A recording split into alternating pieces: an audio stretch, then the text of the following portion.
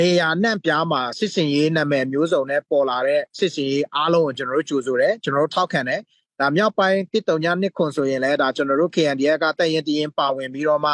အဲ့မှာအားဖြည့်ပြီးတော့စတဲ့နေ့ကလေးရပါတော့139နှစ်ခွန်စတဲ့နေ့ကလေးကစကန်တိန်တိုက်ပွဲတွေကလေးကကျွန်တော်တို့ပါဝင်ခဲ့တာတွေရှိတယ်ကျွန်တော်တို့ရဲဘော်ကြဆုံးချို့လည်းအဲ့ဒီမှာရှိတယ်အောင်မြင်မှုတွေလည်းများစွာရတဲ့ဟာမျိုးတွေရှိတယ်ဒီနောက်ဆုံးကွမ်လုံတိန်တဲ့အချိန်မှာဆိုလဲကျွန်တော်တို့တက်ရင်တွေပါပြီးတော့မှတိန်ထားတဲ့အခြေအနေတွေလည်း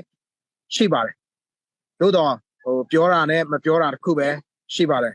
အဲ့တော့တနိုင်ငံလုံးရဲ့စစ်စင်ရေးမှာ KNDF ဒီအမြဲတမ်း ready part ဖြစ်နေမယ်အစိတ်ပိုင်းတစ်ခုဖြစ်နေမယ်လို့ကျွန်တော်တို့ဒီကနေပြီးတော့မှတ်ချက်ပြုလုပ်ပါတယ်ဦးမာဝီအနေနဲ့ထပ်ပြီးတော့ဖြည့်ဆွတ်ဆရာရှိရင်လည်းပြောလို့ရပါတယ်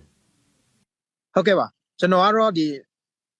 စစ်ကောင်စီတပ်ဖွဲ့ဝင်အနေနဲ့ရဲတပ်ဖွဲ့ဝင်တွေကိုပဲပြောပြီးသားစကားကိုပဲပြန်ပြောလိုပါတယ်ကျွန်တော်တို့ဖက်ကနေ1ပန်းတာနဲ့မြွေထွေးထွေးကျွန်တော်တို့ကြိုဆိုနေတယ်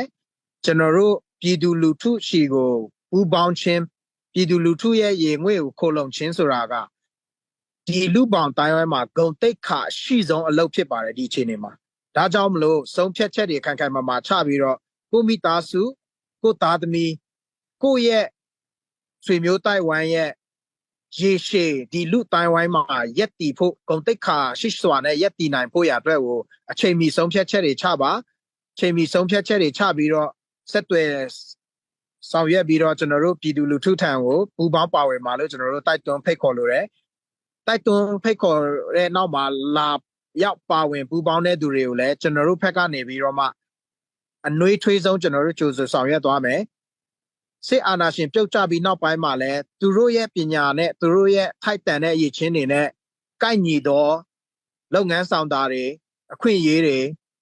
ကျွန်တော်တို့ဘက်ကနေပြီးတော့ဖန်တီးပေးသွားမယ်ဆိုတာကိုလည်းကျွန်တော်တို့တွေဒီမှာပြောကြားလိုပါတယ်ဒါကြောင့်မလို့